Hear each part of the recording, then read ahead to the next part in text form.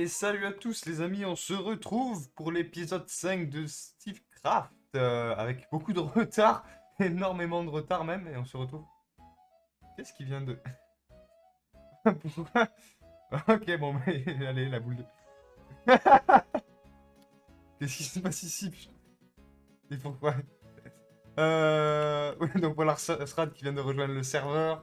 Et je crois qu'ils lui font faire un peu le tour du serveur en attendant. Bon, bref, on se retrouve du coup ici dans la zone industrielle. Voilà, il n'y a pas eu de vidéo pendant quelques temps, même énormément de temps. On a fait le passage en 1.21, je vais vous en parler un peu après. Mais aussi, moi j'ai eu mes périodes d'examen, plus faut que je taffe de mon côté sur mon Proton Pack. Encore, je fais des trucs pour mon cosplay et ça prend du temps. Plus, faut que je réfléchisse à mon propre taf. Beaucoup de choses dans le genre. Et aussi, potentiellement, je me suis fait absorber pendant à peu près un mois par Outer Wild. Et j'ai joué vraiment qu'à ça. Et franchement, si vous avez, si vous pouvez y jouer, c'est pas très cher. Et si vous ne connaissez pas, allez-y, tête baissée, complètement à l'aveugle. Mais voilà, j'ai eu beaucoup de choses à faire ces derniers temps. Et du coup, pas trop de temps pour filmer, mais même pour jouer, j'ai pas beaucoup joué en vrai. J'ai quand même fait 2-3 trial chamber, même s'il n'en est pas ressorti grand chose, mais voilà, c'était rigolo, on a fait ça lors du passage à la 1.21. Donc, notamment pour le passage à la 1.21, on a les crafters maintenant, et j'ai commencé à automatiser. Alors pour l'instant, je n'ai automatisé que cette usine, mais on va les voir. Hop, hop. Ici, on a le petit circuit que je n'ai pas camouflé du tout, mais en gros, les slime balls viennent là-dedans. Ça remplit à 9 ici. Dès que ça détecte que c'est plein, ici, grâce au lectern, qui est mis sur 8. Donc, dès que il y a plus... Hop là, ça vient de passer. Dès que la signal strength est supérieure à 8, ça déclenche, ça active le crafter. Et du coup, tout est stocké sous forme de slime block. Comme ça me permet de stocker plus dans un espace plus restreint. Le but, je pense qu'on fera ça. Où est-ce que... Je sais pas quelle usine on pourrait automatiser comme ça. Pas vraiment ces usines-là. Mais de toute façon, on va s'en servir aussi pour ça. Parce que c'est ce qu'on va faire pour l'instant. En tout cas, pour ce début de vidéo. Je sais pas après ce qu'on fera pour la suite. Mais on va faire l'usine à Sugarcane pour pouvoir automatiser la création, le craft de Firework. Donc, j'ai préparé tous les matériaux comme d'habitude. Je pense que... Je sais pas trop où on va la faire, l'usine. Je voulais la mettre en longueur lignée ici, mais elle est paire en largeur. Ce qui m'énerve un peu. Puisque sinon tout est impair ici. Là, c'est un peu complexe. Non, faut que je la mette en longueur comme ça. En vrai, elle pourrait passer. Hmm. Faut que je vois, faut que je vois, faut que je vois. Sinon, je pensais la mettre ici sur le côté, mais faudrait que je fasse 2 modules de l'usine et c'est déjà assez cher à faire. Hmm. Ouais, on va la mettre, je pense, en largeur comme ça ici. Et on verra pour connecter, pour faire un peu de déco. Je sais pas comment on pourrait faire ça. Bref. Donc, vous savez ce que ça veut dire. Hop, tous les matériaux sont là, on va les poser. Et pour vous, ça va être un petit time-lapse des familles, comme d'habitude. Et je vous retrouve juste après pour vous expliquer le fonctionnement de l'usine.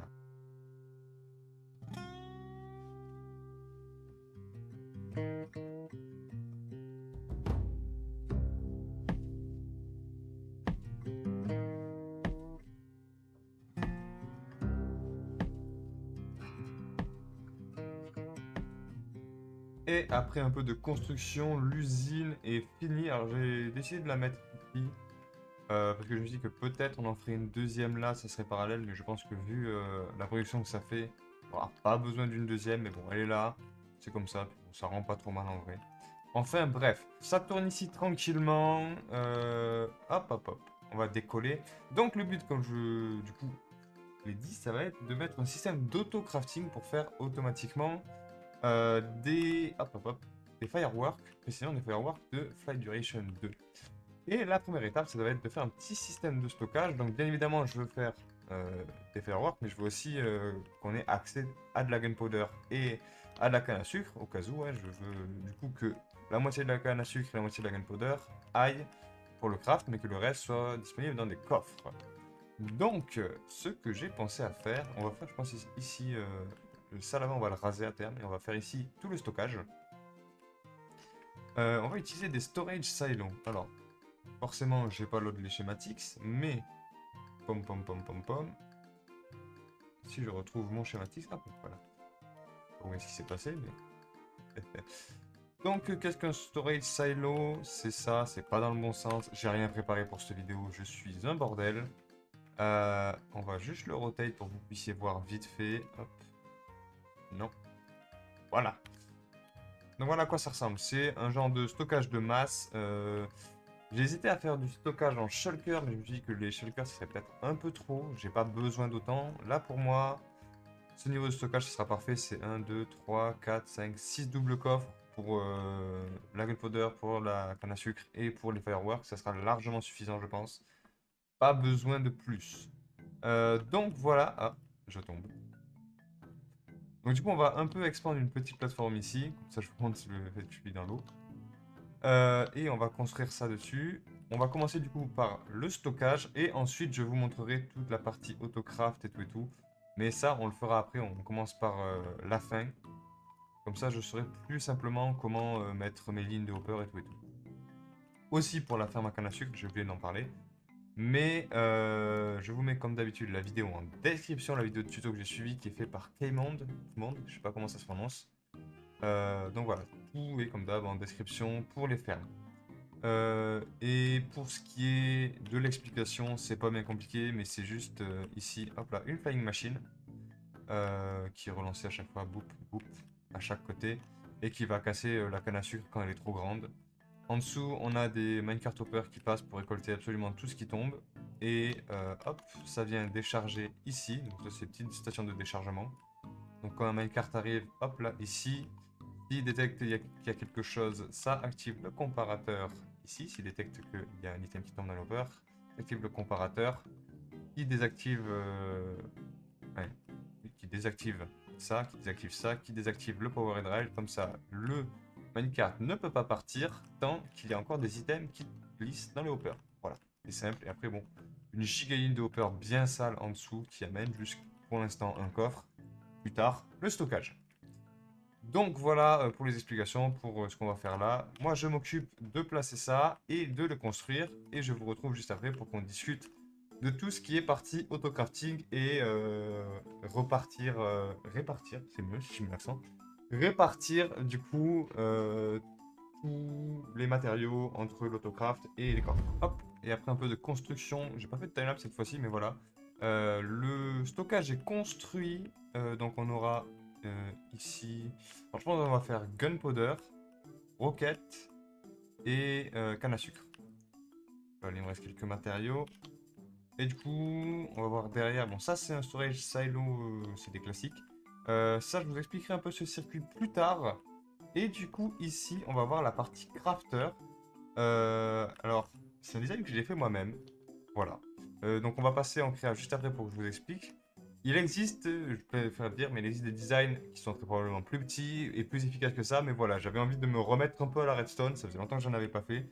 Et honnêtement, je suis assez fier de ce que j'ai fait, même si c'est pas le plus optimisé, le plus compact. J'aime bien comment ça rend et j'essaie de le compacter au maximum. Du coup, on va passer dans le monde créatif pour que je puisse vous expliquer concrètement comment ça marche, parce que là, du coup, je l'ai fait, donc je sais exactement comment il fonctionne. Et pareil, ensuite, je vais le construire en off-cam, et je vous retrouverai encore après pour faire le reste. Mais du coup, là, d'abord, on va aller sur le monde créatif. Et du coup, on se retrouve sur le monde créatif, c'est pas mal de redstone. On voit la pyramide au fond, on voit des... C'est pas moi qui designé ça, mais vous verrez plus tard pour ça. Donc là, on a notre storage silo. Là, vous verrez, mais c'est un splitter, on va s'en servir aussi. Et ici, c'est les différentes itérations que j'ai faites pour le système. Certaines qui marchent. Je suis pas sûr qu'elles marchent, celle-là. Ça, c'était la première, mais elle était un peu trop grosse, un peu trop complexe et beaucoup trop d'utilisation de lectern qu'on n'utilise pas du coup sur ce système. Je crois pas qu'on ait de lectern, non. Et du coup, qui est bien mieux parce que plus automatisé. Donc, comment il fonctionne? Au cœur de tout ce système, on a ce crafter là. Donc, c'est dans lui que va arriver le papier et les deux gunpowder parce que je veux faire, comme j'ai dit, des roquettes de duration 2. Alors, le système est pas mal complexe, c'est un gros bordel en plus.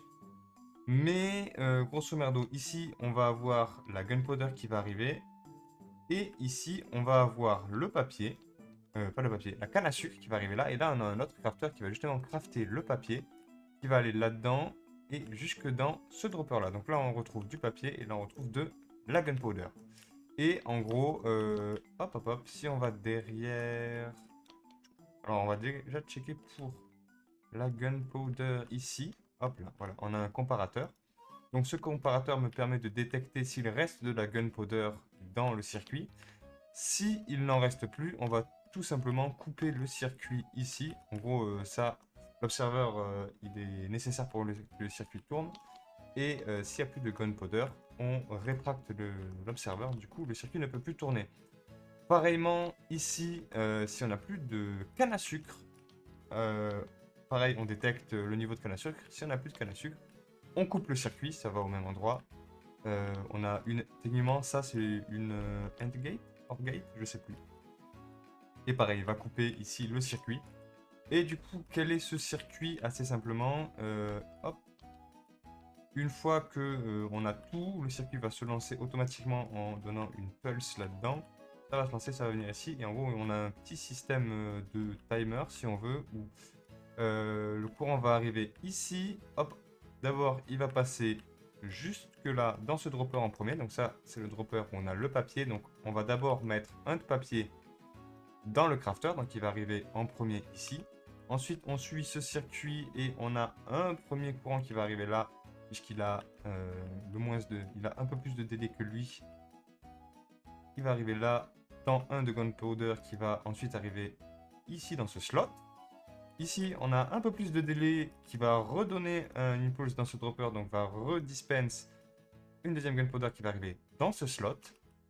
Et ensuite, on va continuer le circuit, hop, hop, hop, avec encore un peu plus de délai, d'ailleurs même pas mal plus.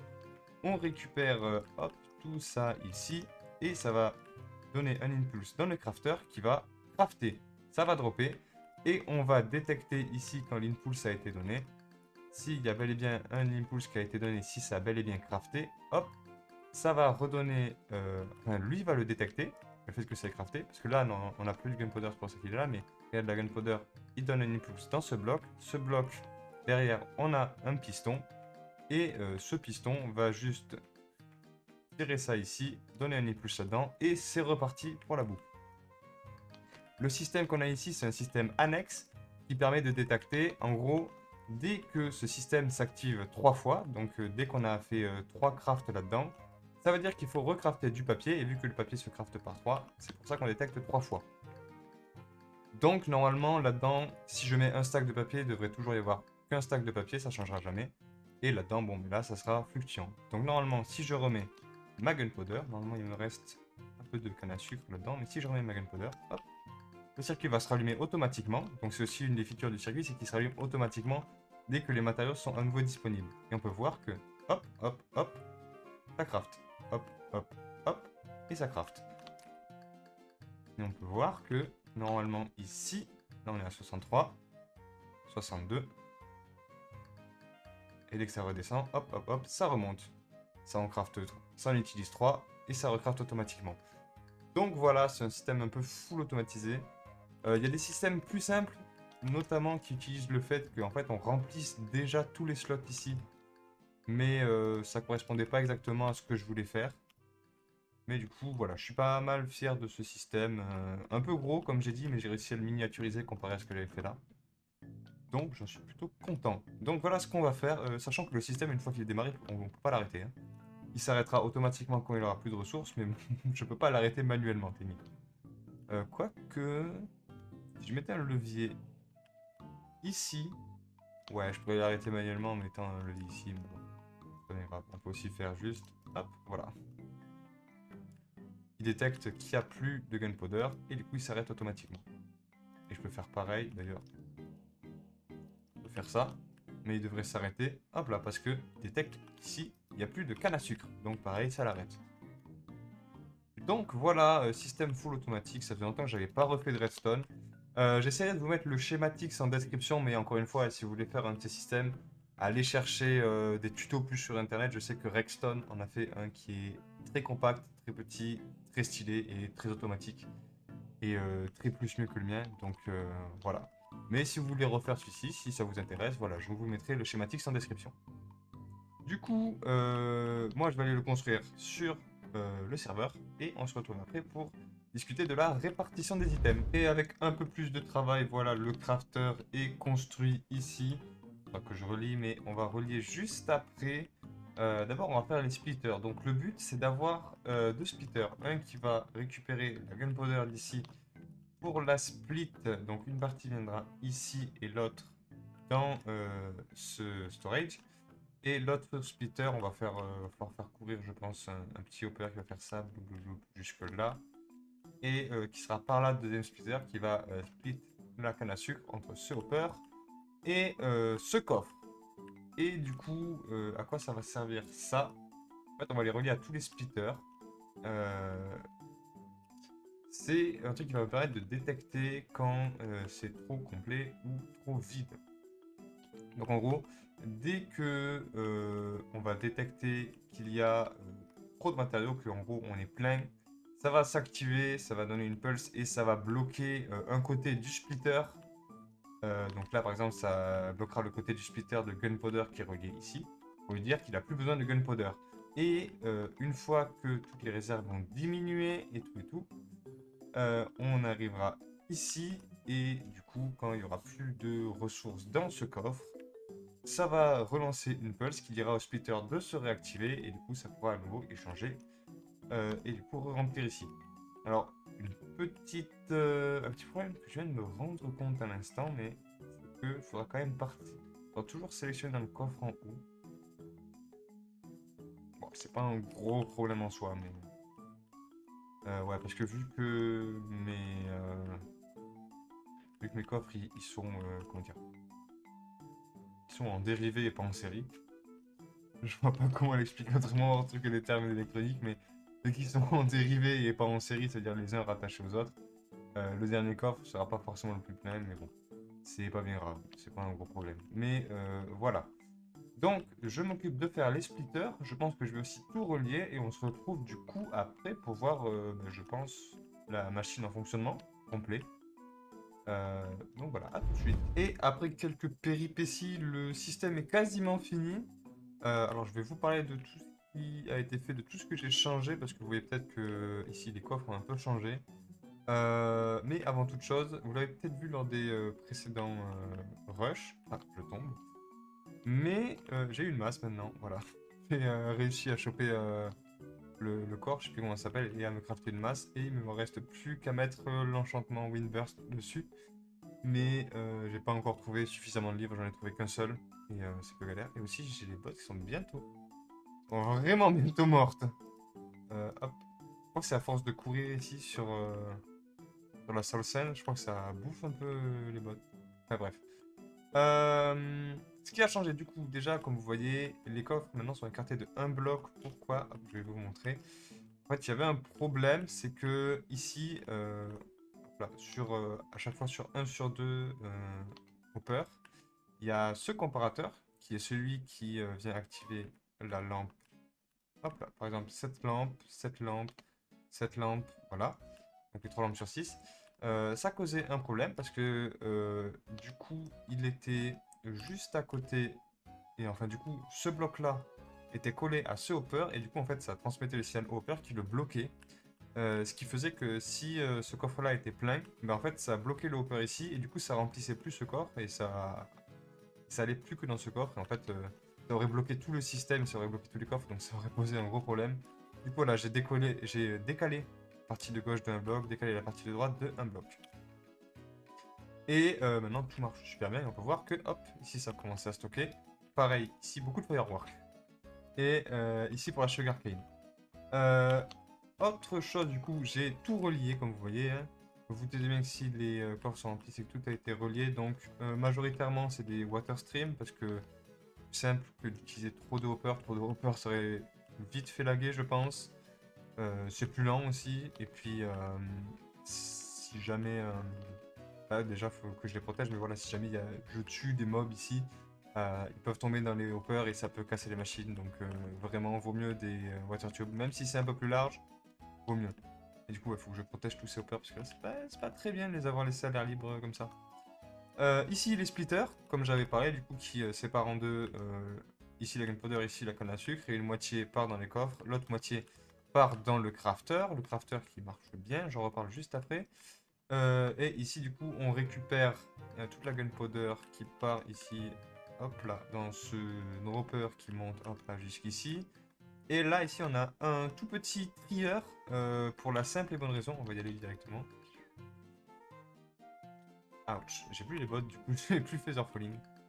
Alors, pourquoi ce petit trieur? Parce qu'il y a quelques araignées qui spawnent de temps en temps et ça me permet de récolter les ficelles. Et ça évite de les balancer dans le système parce qu'encore une fois, ça casserait tout le système s'il y avait des ficelles. Et ensuite, pareil là-bas, un autre dispenser auto qui vient balancer, hop hop hop, dans ce tunnel. Et voilà, ça monte ici jusqu'au splitter. J'aime bien l'effet que ça donne avec tous les tunnels comme ça qui courent un peu partout. Je vais clairement pas camoufler, j'aime bien voir la redstone. Et je trouve voilà, ça rend plutôt bien. Comme je vous ai dit, hop, j'ai dit qu'on retournerait sur ce crafter parce que j'avais un petit problème. En fait, j'avais pas prévu en créa, mais le flow des creepers qui arrivent est pas constant en fait. Il n'y a pas un flow de gunpowder constant. Du coup, ça arrive parfois que genre il y ait deux gunpowder qui arrivent, ça active et en fait ça redésactive automatiquement parce que il y a suffisamment, d'un coup il y a suffisamment de gunpowder et aussitôt il y en a tout de suite plus assez. Du coup, ça fait des activations un peu trop rapides et ça a cassé le système. Le fixe est assez simple, c'est juste de mettre ici un repeater. Je l'ai mis en full tick au cas où. J'ai pas vraiment eu le temps de faire des tests, mais voilà. Faudra juste que je modifie ça pour vous le mettre dans le schématix. Et sinon, aussi, ce que vous avez peut-être vu, c'est cette tour de redstone qui descend. Alors, à quoi ça sert? Parce que ici, juste en bas, hop là, on a un chunk loader avec un portail. C'est un design assez simple fait par CalpMC que je mettrai en description. Et du coup, le principe de ce chunk loader, hop, si je fais F3 plus G, il est pile poil dans le chunk de la machine. Et en gros, ce qui se passe, c'est que dès que la machine détecte qu'elle a suffisamment de matériaux pour pouvoir tourner, eh ben, elle active le chunk loader. Comme ça, tant que la machine est activée, le chunk loader est actif et du coup, actif. Et du coup, ça fait en sorte que la machine ne sera jamais déchargée quand elle est active. Parce que si elle est déchargée, ça pourrait causer des problèmes. Donc voilà, ça évite qu'elle soit déchargée quand elle est active. Et vu qu'un chunk loader, ça va générer, alors ça génère complètement le chunk dans lequel il est, ça génère aussi complètement les chunks, enfin, 3 chunks autour de là où il est, donc un carré de 3 par 3, le chunk. Et ça génère dans un carré de 5 par 5 autour, ça les génère pas complètement, mais ça permet de faire tourner la redstone et les hoppers. Donc normalement, techniquement, ça pourrait tourner, même si on va pas le faire, parce que même si ce circuit-là est dans le 5 par 5 chunk que ça générerait, le bout là-bas ne l'est pas, et vu qu'on a une flying machine, ça causerait des problèmes. Du coup, je pense que probablement, je vais rajouter plusieurs chunk loaders qui vont suivre cette ligne, justement pour chunkloader un peu toute cette zone. Mais voilà, du coup, pour tout ce qui a été fait, le système marche complètement maintenant, donc c'est plutôt agréable.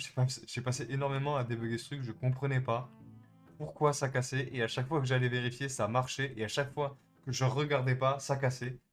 Donc c'était assez long à trouver comment ça marchait, mais voilà. Maintenant que tout ça est fixé, il reste un léger problème. Il reste deux légers problèmes même. Déjà, c'est... vous l'avez peut-être vu, mais j'avais dit qu'il y avait un système à l'arrière ici que j'ai retiré. Parce que ça ne marchait pas comme je voulais, mais du coup, il peut arriver que genre... soit ici dans les hoppers, soit dans les coffres, ils se remplissent de gunpowder, et du coup, ça ne sert tellement plus à rien de faire le split, parce que du coup, toute cette partie n'aurait plus besoin de gunpowder, on pourrait juste la rediriger là, et vice versa, toute cette partie n'aurait plus besoin, on pourrait juste la rediriger vers là, ou voire même complètement bloquer pour éviter qu'il y ait plus de gunpowder. Sauf que là, le système que j'avais marche pas, il faut que j'en refasse un pour pouvoir lock ici, et je n'ai pas fait ce système, parce que j'ai eu la flemme, forcément. Donc voilà, c'est un truc à refaire pour améliorer. Le deuxième problème, qui est là un peu plus gros, c'est que cette usine, j'en ai parlé, est plus productive. que cette usine. Du coup, la solution qui est con mais qui va marcher, c'est juste de mettre plus d'étages. Donc, c'est ce qu'on va faire pour juste faire un schématique d'un étage et le répéter au fur et à mesure. Et du coup, je vais augmenter, au moins doubler, voire même plus en fonction de la place que j'ai. Et voilà, le but c'est d'augmenter cette usine à creeper pour qu'elle produise au moins autant que l'usine à canne à sucre quand elle est en marche. Pour pouvoir avoir un flow vraiment bien égalitaire. Et moi, il faudrait même en produire plus parce que pour une canne à sucre utilisée là, ça utilise 2 gunpowder.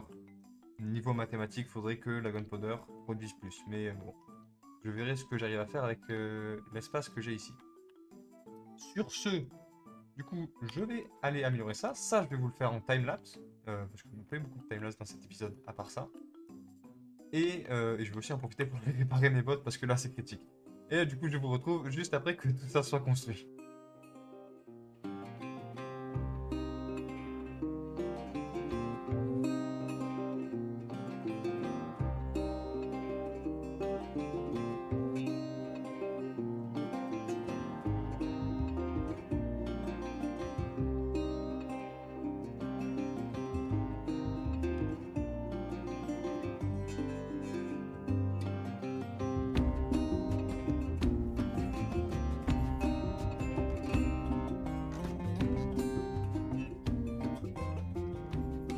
Et finalement, j'ai enfin terminé l'agrandissement de l'usine à Creeper. J'ai triplé la taille. À la base, il y avait 8 étages. Maintenant, il y a 24 étages.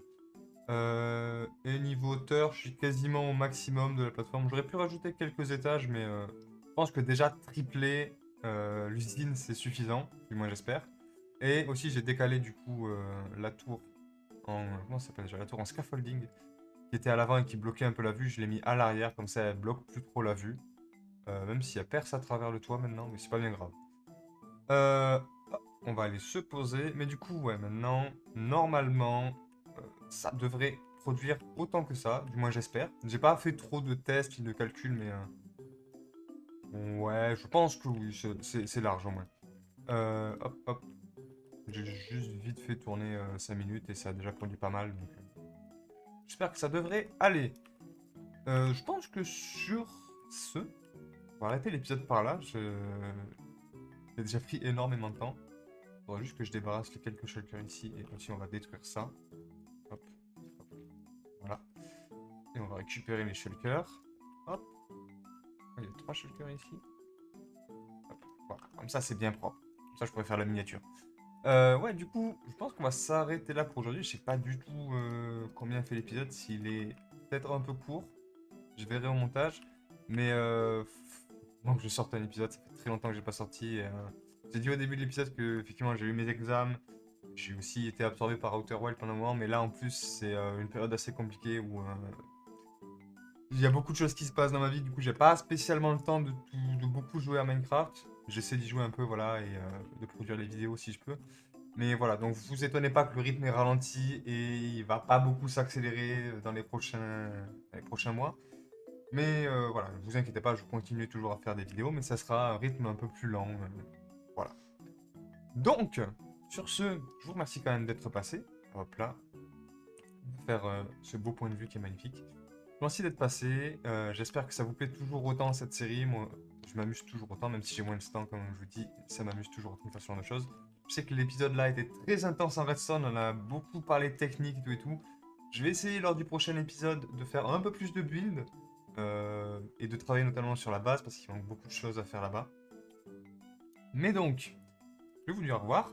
N'hésitez pas à lâcher bien évidemment un pouce bleu si ça vous a plu, à vous abonner si vous aimez mon contenu et aussi à lâcher un commentaire si vous avez des idées, des suggestions de choses que je pourrais faire dans cette série. Je vous fais des gros bisous et je vous dis à la prochaine. Pile poil avec l'achievement, c'est parfait. Allez, ciao!